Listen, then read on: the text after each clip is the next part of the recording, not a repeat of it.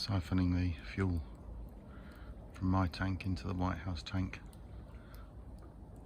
All seems to be working quite well. Let's see if we can start the boiler up now. Need to bleed the system and fire it up. Right, so this is how to bleed a Riello boiler after you let it run out of oil. So first of all, remove the cover by taking out these screws. Take the plastic cover off. This is then the bleed valve here, and this is the fuel pump behind here. So now what we've got to do is to slacken it off, get the pump to run, and try and, well, with gravity feed first, and then try and get to some kerosene through. Right, so this is the bleed here. So we'll slacken this off with a 4mm on key, not too far. We don't want this firing out under high pressure. We're now going to fire up the pump by pressing this button here.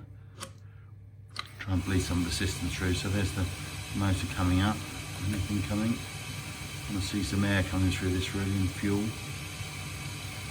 Should start in a minute. Right, here we go. I'll do this a couple of times. A lot of air in there, that's shut down again. Not enough there, going to try again. Obviously a lot of air in the system.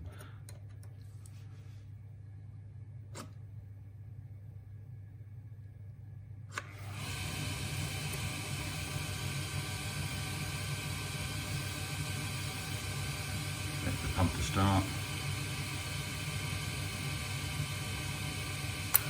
There it goes. More air coming out.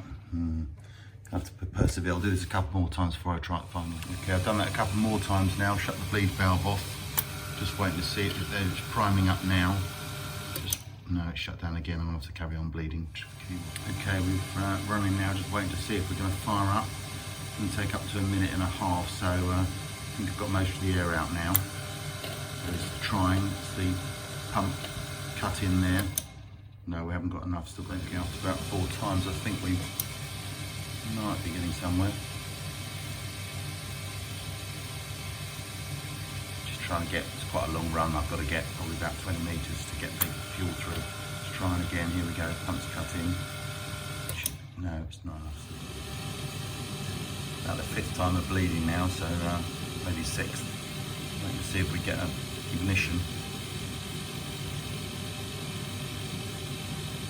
Running for longer, it can take up to 2 minutes apparently to fire up, so 120 seconds. So we'll just hang on in here,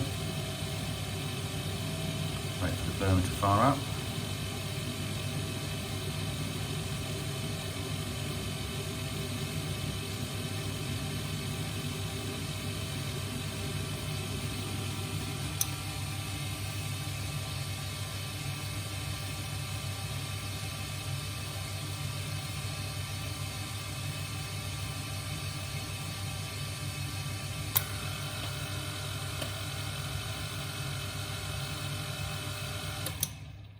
Not again, done it again.